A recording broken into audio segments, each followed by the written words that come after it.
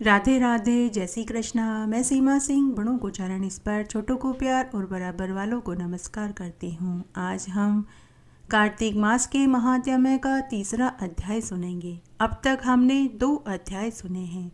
अगर आपका कोई भी अध्याय सुनने से छूट गया है तो डिस्क्रिप्शन बॉक्स में मैं उसका लिंक छोड़ दूंगी। आप वहां से अपना छूटा हुआ अध्याय सुनकर पुण्य लाभ कमा सकते हैं। आइए अब हम बिना समय गवाए कार्तिक मास का तीसरा अध्याय सुनते हैं। सूत जी 88,000 ऋषि मुनियों से बोले कि हे ऋषि मुनियों, कार्तिक मास में स्नान और व्रत के साथ दान का बहुत बड़ा फल मिलता है।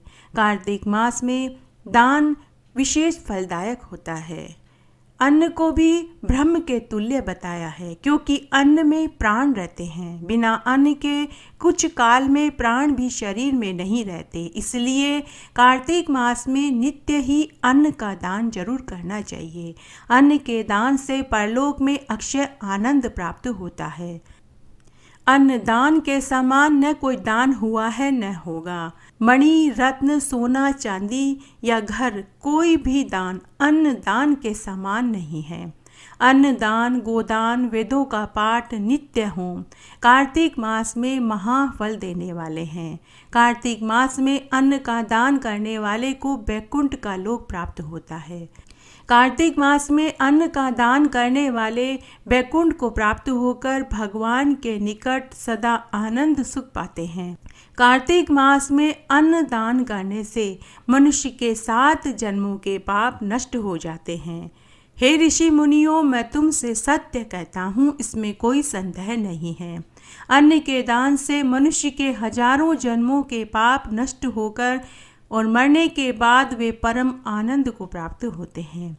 अन्न के दान से मनुष्य ऐसे आनंद को प्राप्त होते हैं जिससे देवता भी ईर्ष्या करते हैं। सुपात्र ब्राह्मण को श्रद्धा सहित घी का दान करना चाहिए। ब्राह्मणों को घी से बने हुए स्वादिष्ट व्यंजन का भोजन कराने का बहुत पुण्य फल मिलता है। धर्म में श्रद्धा रखते हुए शास्त्रों की कथा का श्रवण और महात्माओं को श्रद्धा पूर्वक सेवा, भगवान का पूजन कार्तिक मास में अति दुर्लभ है। जो अपने पितरों के निमित्त कार्तिक मास में अन्न का दान करते हैं, उनके पितर स्वर्ग लोक में सुधा का पान करते हैं। सब देवता भी अन्न दान से प्रसन्न होते हैं। कार्तिक मास में दूध और दही के दान का महाफल प्राप्त होता है। जो कार्तिक मास में शाक, फल आदि का दान करते हैं, उन्हें कभी भी नरक और यमलोक के दर्शन नहीं होते। दान करने वाला चंद्रलोक में वास करता है। जो कार्तिक मास में अन्नदान के साथ वस्त्र का दान करते हैं, उसको अनेक प्रकार के संतान सुख की प्राप्ति होती है। जो मनुष्य पुष्प, चंदन, धूप आदि से भगवान का पूजन करते हैं, वह अनेक पुत्र और पौत्र का सुख प्राप्त कर भगवान के वैकुंठ नाम को पाते हैं। जो मनुष्य कार्तिक मास में ब्राह्मणों को अन्न, वस्त्र, रुपया दान में करते हैं, वे कभी स्वप्न में भी यमलोक को नहीं देखते। जो स्वर्ण का दान, गोदान, भूमि का दान करते हैं, उसके पूर्वज नरक में भी पड़े हों तो उन्हें उसी क्षण स्वर्ग का वास मिल जाता है। जो विष्णु भगवान के निमित्त गुड़, लवण, तेल, मधु, तिल, अन्न का दान करते हैं, वह भगवान के लोक को निसंदेह प्राप्त होते हैं। कार्तिक मास में तिल, जौ, आंवले का दान करने से अक्षय लोक की प्राप्ति होती है। जो द्रव्य से हवन करता है और ब्राह्मणों को दान देता है तथा कार्तिक मास में गाय का पूजन करता है, वह फिर कभी माता के गर्भ में जन्म नहीं लेता। वह आवागमन के चक्र से छूट जाता है। जन्म जन्मांतर में उसके किए हुए सभी पाप धुल जाते हैं और अच्छे कर्मों में बदल जाते हैं।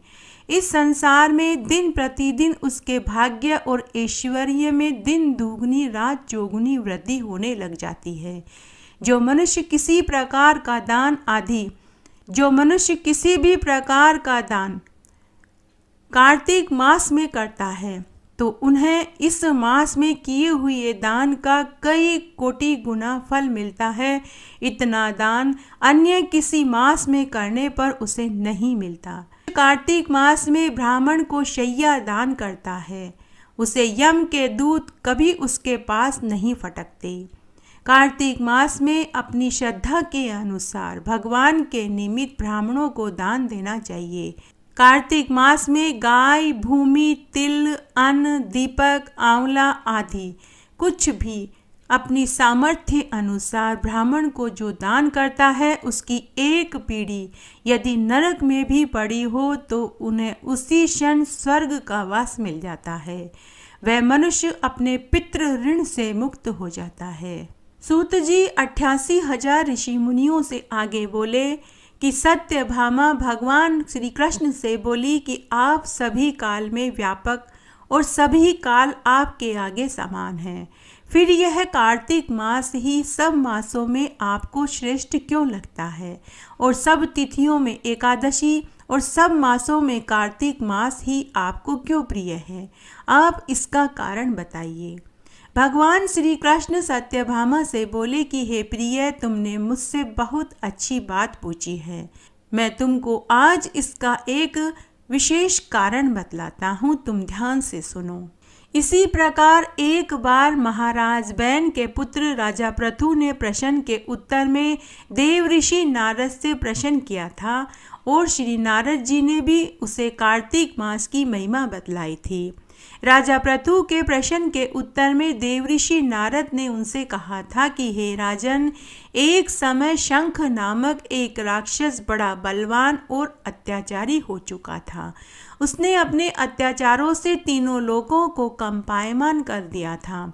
उस शंखासुर ने स्वर्ग में रहने वाले देवताओं को जीतकर इंद्र आदि 10 लोकपालों के अधिकारों को छीन लिया। उससे डरकर सभी देवता सुमेरु पर्वत की गुफाओं में अपने कुटुंब के साथ बहुत दिनों तक छिपे रहे। वे सुमेरु पर्वत की गुफाओं में निश्चिंत होकर रहने लगे। उधर जब शंख को पता चला कि देवता आनंद से सुमेरु पर्वत पर रहने लगे हैं, तो उसने सोचा कि ऐसी कोई दिव्य शक्ति जरूर है जिसके कारण वे अपना राजपाट, अपना ऐशो आराम, अधिकार छोड़कर भी देवता बलवान हो रहे हैं। यह सोचते सोचते वह इस परिणाम पर पहुंचा कि वे सब वेद मंत्रों के बल से इतने बलवान हैं, अगर इनसे मैं वेद छीन लूं तो यह निर्बल हो जाएंगे। देव ऋषि नारद बोले कि ऐसा सोचकर असुर शंख ने भगवान विष्णु को सोते हुए देखकर सत्यलोक में वेद चुराने के लिए पहुंच गया।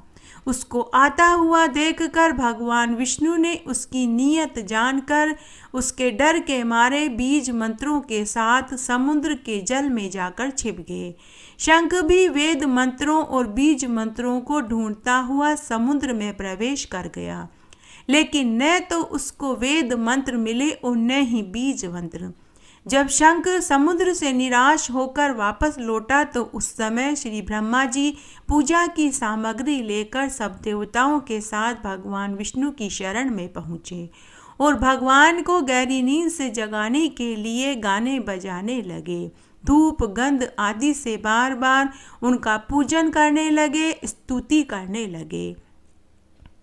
धूप, दीप, नैवेद्य आदि अर्पण करने पर भगवान की निद्रा भंग हुई और वह देवताओं सहित श्री ब्रह्मा जी को अपनी पूजा करते देखकर बहुत प्रसन्न हुए और विष्णु भगवान सब देवताओं से कहने लगे कि मैं आप लोगों के इस कीर्तन और मंगलाचरण से अति प्रसन्न हूँ। आप अपना अभिष्ट वर मांगिए, मैं अवश्य प्रदान करूँगा। जो मनुष्य आश्विन शुक्ल की एकादशी से देवउठनी एकादशी तक ब्रह्म मुहूर्त में उठकर मेरी अर्चना करेगा, वह तुम्हारी तरह मेरे प्रसन्न होने के कारण सुख को प्राप्त करेंगे। जो आद्य, अर्ध, आचमन, जल आदि सामग्री आप लोग मेरे लिए लाए हैं, वह अनंत गुणों वाली होकर आपका कल्याण करेगी। शंख जो वेद चुरा कर के ले गया है, सब के सब समुद्र में ही हैं। मैं उस शंखासुर को मार कर ले आता हूँ। आज से मंत्र, बीज और वेदों के साथ चारों वेद प्रति वर्ष कार्तिक मास में जल में विश्राम किया करेंगे। अब मैं मत्स्य का रूप धारण करके समुद्र में जाता हूँ। आप लोग भी ऋषि मुनियों को साथ लेकर मेरे साथ चलें। जो कार्तिक मास में रात्रि प्रहर पहले स्नान करते हैं वे निश्चय ही अक्षय फल को पाते हैं। वे अनजाने में ही अमृत स्नान का फल पा लेते हैं। हे देवेंद्र, जो कार्तिक मास में व्रत करते हैं उन्हें सब प्रकार से धन, पुत्र, पौत्र आदि मैं देता हूँ सबकी और उन्हें आपत्तियों से बचाता हूँ। हे धनपति कुबेर, मेरी आज्ञा अनुसार तुम उनका धन धान्य बढ़ाते रहना, क्योंकि इस प्रकार का आचरण करने वाला प्राणी मेरा रूप धारण करके जीवन मुक्त हो जाता है। जन्म से लेकर मरण पर्यंत जिसने विधि पूर्वक यह उत्तम व्रत कर लिया वह आप लोगों का भी पूजनीय है। आप लोगों ने मुझे कार्तिक शुक्ल एकादशी तिथि को जगाया है, इसलिए यह एकादशी मुझे मान्य है और मुझको सबसे अधिक प्रिय है। हे देवताओं, ये दोनों व्रत नियम पूर्वक करने से प्राणी मेरे समीप पहुंच जाता है। इन व्रतों को करने से जो फल मिलता है वह अन्य किसी भी व्रत को करने से नहीं मिलता। इसलिए हर मनुष्य को सुखी और निरोगी रहने के लिए कार्तिक मास के महात्म्य और एकादशी की कथा को सुनना चाहिए, व्रत करना चाहिए और नियमों का पालन करना चाहिए।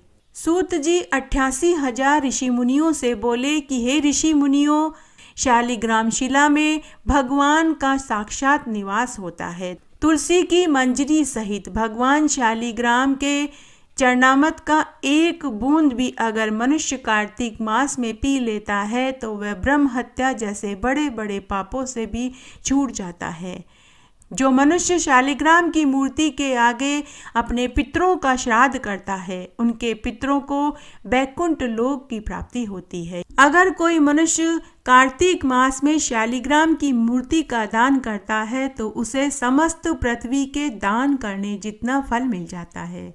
परंतु मनुष्य को शालिग्राम की मूर्ति को नहीं बेचना चाहिए, इसका पाप ब्रह्म हत्या जितना लगता है। केवल अक्षतों से विष्णु जी का पूजन, शंख के जल से शिव का, बेलपत्र से सूर्य का, तुलसी से गणेश का, धतूरे के पुष्पों से विष्णु का, केतकी के पुष्पों से शिव का, कनेर और कमल को छोड़कर शेष किसी दूसरे लाल पुष्प से शिव का पूजन नहीं करना चाहिए। भगवान विष्णु की पूजा जो कमल के पुष्पों से करते हैं उसके सैकड़ों जन्म तक लक्ष्मी जी का वास होता है। मालती और चंपा के पुष्पों से परम पद को, अगस्त्य के पुष्पों से वीर गति को प्राप्त होता है। और जो मंजरी सहित भगवान की प्यारी तुलसी से पूजन करता है उसके महात्म्य को कहने में कोई भी समर्थ नहीं है। मरते हुए मनुष्य के गले में अगर तुलसी की माला है, कंठ में तुलसी दल युक्त जल है, वह मनुष्य फिर कभी माता के गर्भ में जाकर जन्म नहीं लेता। वह आवागमन के चक्र से मुक्त हो जाता है, वह सीधा ही मोक्ष को प्राप्त होता है। तुलसी की छाया में पितरों का श्राद्ध करने से पितरों को मुक्ति प्राप्त हो जाती है। तुलसी की छाया में पितरों का श्राद्ध करने से पितरों को अक्षय तृप्ति मिलती है। तुलसी को सींचने गंगा और नर्मदा का स्नान बराबर बताया गया है। इन तीनों से यमपुरी के दर्शन नहीं होते। तुलसी का वृक्ष लगाने, सींचने, स्पर्श करने मात्र से मनुष्य के काया, वाचा, मनसा तीनों प्रकार के पाप नष्ट हो जाते हैं।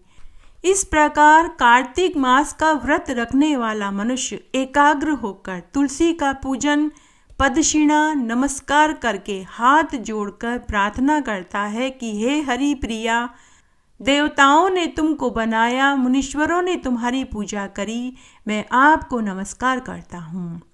जो कार्तिक के महीने में आंवले के पत्तों और फलों से भगवान का पूजन करते हैं उन्हें एक एक दिन का उन्हें सोने के फल और पुष्पों का फल मिलता है। जो आंवले के नीचे बैठकर कार्तिक मास में पूजन करते हैं उनको सब क्षेत्रों का फल मिलता है। जो द्वादशी तिथि को तुलसी और आंवले के पत्तों को तोड़ते हैं वे घोर नरक को प्राप्त होते हैं। जो मनुष्य आंवले के फल, तुलसी और गोपी चंदन को कार्तिक के महीने में धारण करते हैं उसको भगवान का रूप ही समझना चाहिए। कार्तिक मास में व्रत करने वाले मनुष्य को रोज एक ब्राह्मण को भोजन करा के चंदन, पुष्प, तांबूल, दक्षिणा से प्रसन्न करें। पूरे महीने जमीन पर सोएं, ब्रह्मचर्य का पालन करें, पत्तल में एक समय सात्विक भोजन करें, मौन व्रत धारण करें। वे अगले जन्म में शूर, वीर, प्रतापी राजा बनते हैं। कार्तिक मास में जो मनुष्य 3 दिन लगातार आंवले के पेड़ के नीचे भोजन कर लेते हैं तो उनके कई वर्षों के पाप धुल जाते हैं। जहाँ शालिग्राम की शिला रहती है वहाँ भगवान श्री हरि विराजमान रहते हैं। वही संपूर्ण तीर्थों को साथ लेकर भगवती लक्ष्मी भी निवास करती है। ब्रह्म हत्या आदि जितने भी पाप हैं वे सब शालिग्राम शिला का पूजन करने से ही नष्ट हो जाते हैं। छत्राकार शालिग्राम में राज्य देने की तथा वर्तुलाकार शालिग्राम में प्रचुर संपत्ति देने की योग्यता है। शकट के आकार वाले शालिग्राम से दुख और शूल के नोक के समान आकार वाले से मृत्यु होनी निश्चित है। विकृत मुख वाले दरिद्रता, पिंगल वर्ण वाले हानि, भग्न चक्र वाले व्याधि और कटे हुए शालिग्राम निश्चित रूप से मरणप्रद है। व्रत, दान, प्रतिष्ठा तथा श्राद्ध आदि सत्कार्य शालिग्राम की सनिधि में करने से सर्वोत्तम बताए गए हैं। सूत जी आगे बोले कि शालिग्राम के समक्ष रहने वाला पुरुष संपूर्ण तीर्थों में स्नान कर चुका हो, समस्त यज्ञों में उसे सफलता प्राप्त हो गई हो, ऐसा माना जाता है। अखिल यज्ञों, तीर्थों, व्रतों और तपस्याओं के फल का वह अधिकारी माना जाता है। चारों वेदों के पढ़ने तथा तपस्या करने से जो पुण्य मिलता है वही पुण्य कार्तिक मास में शालिग्राम शिला की उपासना करने से ही मिल जाता है। जो निरंतर कार्तिक मास में शालिग्राम के जल से अभिषेक करता है वह संपूर्ण दान के पुण्य तथा पृथ्वी की पदक्षिणा करने जितना फल का अधिकारी हो जाता है। शालिग्राम शिला के जल का निरंतर पान करने वाला पुरुष देवा अभिलक्षित प्रसाद पाता है, इसमें कोई संदेह नहीं है। कार्तिक मास में संपूर्ण तीर्थ उस पुण्य आत्मा पुरुष का स्पर्श करना चाहती है जो पूरे कार्तिक मास में शालिग्राम की पूजा करते हैं। भगवान के धाम में वह उसके साथ असंख्य प्रातः प्रलय तक रहने की सुविधा प्राप्त कर लेता है। भगवान उसे अपना दास बना लेते हैं। उस पुरुष को देखकर ब्रह्म हत्या के समान जितने भी बड़े बड़े पाप हैं वे इस तरह भागने लगते हैं जैसे गरुड़ पक्षी को देखकर सर्प भाग जाता है। उस पुरुष के चरणों की रज से पृथ्वी देवी पवित्र हो जाती है। उसके जन्म लेते ही लाखों पितरों का उद्धार हो जाता है। मृत्यु काल के अवसर पर जो मनुष्य शालिग्राम के जल का पान करता है वह संपूर्ण पापों से मुक्त होकर विष्णु लोक को जाता है। उसे निर्वाण मुक्ति सुलभ हो जाती है। वह कर्म भोगों से छूटकर भगवान श्री हरि के चरणों में लीन हो जाता है, इसमें कोई संदेह नहीं है। शालिग्राम को हाथ में लेकर झूठ बोलने वाला व्यक्ति कुंभी पाक नरक का भागी होता है और ब्रह्मा की आयु पर्यंत तक उसे नरक का दुख भोगना पड़ता है। जो शालिग्राम को धारण करके की हुई प्रतिज्ञा का पालन नहीं करता उसे लाख मनवंतर तक असीपत्र नामक नरक का दुख भोगना पड़ता है। जो व्यक्ति शालिग्राम से तुलसी के पत्र को दूर करता है उसे दूसरे जन्म में स्त्री का सुख नहीं नसीब होता। शंख से तुलसी पत्र का विच्छेद करने वाला व्यक्ति भार्याहीन 7 जन्म का रोगी बनता है। शालिग्राम, तुलसी और शंख इन तीनों को जो महान ज्ञानी पुरुष एकत्र सुरक्षित रूप से रखता है उससे भगवान श्री हरि बहुत स्नेह करते हैं। सूत जी आगे बोले कि हे ऋषि मुनियों, तुलसी के गिरे हुए पत्तों को प्राप्त करने के लिए उसी के नीचे समस्त देवता आकर वास करते हैं। तुलसी पत्र के जल से जिसका अभिषेक हो गया उसे संपूर्ण तीर्थों में स्नान करने और संपूर्ण यज्ञों का उसे फल मिला हुआ माना जाता है। हजारों घड़े अमृत से भगवान श्री हरि को जो तृप्ति होती है उतनी ही तृप्ति कार्तिक मास में तुलसी का एक पत्ता चढ़ाने से ही प्राप्त हो जाती है। 10,000 गोदान से जो फल प्राप्त होता है वही फल कार्तिक मास में तुलसी के एक पत्र का दान करने से ही मिल जाता है। जिस व्यक्ति के मुख में मृत्यु के अवसर पर तुलसी पत्र का जल प्राप्त हो जाता है वह संपूर्ण पापों से मुक्त होकर भगवान विष्णु के लोक का अधिकारी बन जाता है। जो मनुष्य नित्य प्रति कार्तिक मास में भक्ति पूर्वक तुलसी जल को ग्रहण करता है वह लाख अश्वमेध यज्ञों के फल को पा लेता है। जो मनुष्य तुलसी को अपने हाथ में लेकर तीर्थों में प्राण त्यागता है वह विष्णु लोक को चला जाता है।